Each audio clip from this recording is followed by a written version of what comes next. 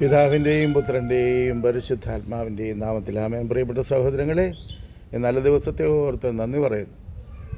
ദൈവത്തിൻ്റെ കൃപയും ദൈവിക സമാധാനവും സ്വീകരിച്ചുകൊണ്ട് ഈ ദിവസം കൂടി ജീവിക്കുവാൻ അവിടുന്ന് നമ്മെ അനുവദിച്ചിരിക്കുന്നു. ബോധത്തോടെ ഉണരുവാനും കർത്താവിൻ്റെ ബലിപീഠത്തിൽ ബലിയർപ്പിക്കുവാനുമുള്ള ഭാഗ്യം ദൈവം നമുക്ക് നൽകി. നന്ദി പറയാം. ഇതെനിക്ക് പങ്കുവെക്കാനുള്ളത് നരകത്തിലെ വഴക്കിനെ പറ്റിയാണ്. നരകത്തിലെ വഴക്കുണ്ടോ? ഉണ്ടെങ്കിൽ അതെന്തുകൊണ്ടാണ് അതങ്ങനെ നിരന്തരമായി നിൽക്കുന്നത്? സാധാരണ ഭൂമിയിൽ എവിടെ വഴക്കുണ്ടായാലും കുറേ കഴിയുമ്പോൾ നേരെയാവും. പക്ഷെ നരകത്തിൽ ഒരിക്കലും സ്വസ്ഥതയില്ലാത്ത വഴക്ക് നടന്നുകൊണ്ടിരിക്കുക. നമുക്കറിയാം, മാലാഖമാരിൽ ഒരു വർഗം പിഴച്ചാണ് സാത്താനുണ്ടായത്. സാത്താനെ അവിടുന്ന് പുറത്താക്കാൻ മാലാഖമാരെല്ലാം കൂടെ സ്തുതിച്ചപ്പോൾ അവിടുന്ന് എല്ലാവരും കൂടെ പുറത്താകുമായിരുന്നു. കാരണം അവർക്ക് അവിടെ പിടിച്ചു നിൽക്കാൻ പറ്റിയല്ല. ആ തരത്തിലുള്ള സാഹചര്യങ്ങളിലാണ് നരകം രൂപപ്പെട്ടത്. ഈ നരകമുണ്ടാകുന്നതിന് മുമ്പ് അനുസരണക്കേടിൽ ജീവിക്കുമ്പോൾ തങ്ങളുടെ കൂടെയുള്ള കുട്ടിപ്പിശാചുകളൊക്കെ പറഞ്ഞു, ചെറിയ നേതാക്കന്മാരൊക്കെ പറഞ്ഞു, ഇത് കടന്ന കൈയാണ്, നമുക്കിത് അവസാനിപ്പിക്കാം. ലൂസിഫർ പറഞ്ഞു, പറയുന്ന കേട്ടാൽ മതി, അതിന് വല്ല കാശ് വല്ലതും വേണമെങ്കിൽ, അല്ലെങ്കിൽ അതിനുള്ള സൗകര്യങ്ങളോ ഏറ്റെന്തെങ്കിലുമൊക്കെ വേണമെങ്കിൽ അത് പറഞ്ഞാൽ മതി, അല്ലാതെ ഇനി നമ്മൾ പുറകോട്ട് പോകണ പരിപാടിയില്ല. അപ്പം പ്രാദേശികമായിട്ടുള്ള പല പിശാചുക്കളും പറഞ്ഞു, അങ്ങനല്ല, ഇപ്പോൾ ഒന്ന് തല കുനിച്ചു കൊടുത്താൽ വലിയ പ്രശ്നമില്ലാതെ തലയിടിക്കാതെ നമുക്ക് കാര്യങ്ങൾ സാധിച്ചെടുക്കാം. നമ്മൾ ഈ സ്വർഗം വിട്ട് പോകണ്ട, ഈ മഹത്വം വിട്ട്, ഈ നന്മ വിട്ട്, ഈ പ്രകാശം വിട്ട്, ഈ സ്നേഹം വിട്ട് പോകണ്ട. ലൂസിഫർ പൊട്ടിത്തെറിച്ചു. അനുസരിക്കാൻ മേലാത്തവരൊക്കെ ഇപ്പം തന്നെ പോയിക്കൊള്ളുക. പോകുന്നവരൊരു കാര്യം കൂടി ചെയ്യണം, ഇതുവരെ എൻ്റെ ഇന്ന് വാങ്ങിച്ചത് കൊടുക്കുക, ഈ തന്നിട്ടേ പോകാവുള്ളൂ.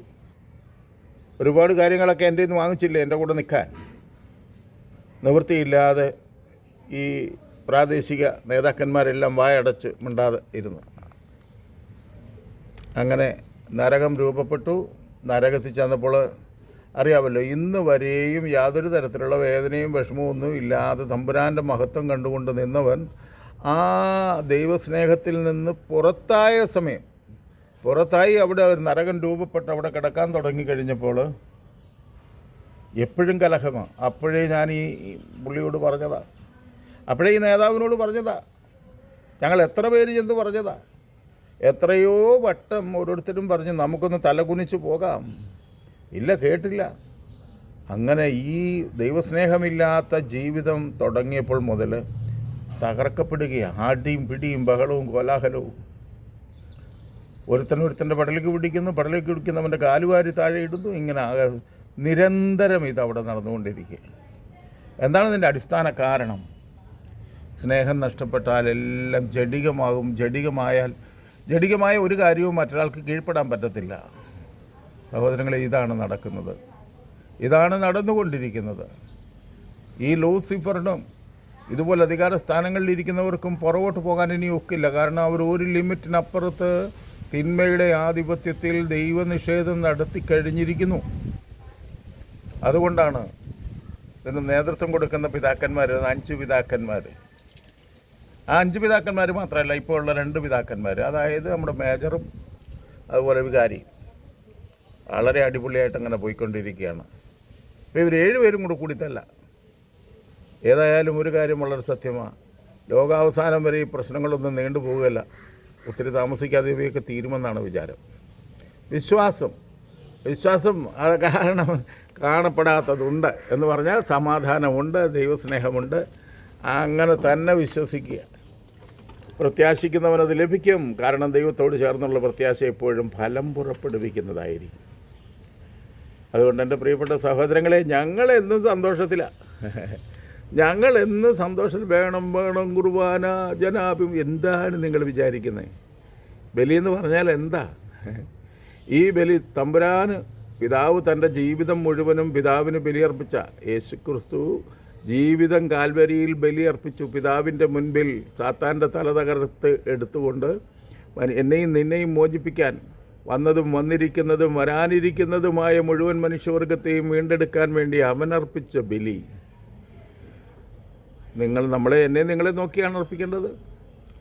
വേണ്ടതും വേണ്ടാത്തതും തിരിച്ചറിയുവാനുള്ള വിവേകം നഷ്ടപ്പെട്ട നിങ്ങൾ സാത്താൻ്റെ കൂടാണ്.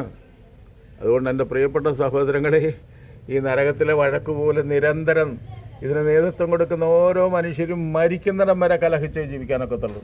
ഇപ്പോൾ ഒരു തേയിലക്കാടിനെ എടുത്തിട്ട് ഫുട്ബോൾ കളിക്കുക മനുഷ്യൻ. ഇത്രയും ബോധമില്ല ഇയാൾക്ക് വായടച്ചിരിക്കാമെന്നല്ലേ? എന്താണ് ഈ പറയുന്നതെന്ന് അയാൾക്ക് ഒരു വിവരവും ബോധവും ഇല്ല. ഇയാൾ ഈ ലോകത്തല്ലേ ജീവിക്കുന്നത്? ഇയാൾ ഇതൊന്നും കാണുന്നില്ലേ? പൗരോഹിത്യം ലഭിച്ചു കഴിഞ്ഞാൽ വേറൊരു കാര്യമാണ്. ഉയരാവുന്നിടത്തോളം മാക്സിമം ഉയർന്നു. ഇപ്പം റിട്ടയർമെൻറ്റ് ജീവിതത്തിലാണ്. അപ്പോൾ ഇനിയും പറഞ്ഞു കൂട്ടാവുന്നിടത്തോളം തിന്മ കൂടെ പറഞ്ഞു കൂട്ടിയിട്ട് നിത്യ നരകത്തിന് വേണ്ടി യാത്ര ചെയ്യുന്ന ഈ മനുഷ്യനോട് എന്താണ് പറയേണ്ടത്?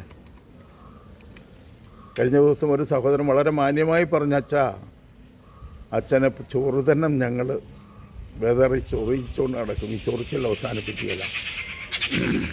എന്തിനാണ് ഇങ്ങനെയൊക്കെ ഈ ദൈവജനത്തെ കൊണ്ട് പറയിക്കുന്നത്?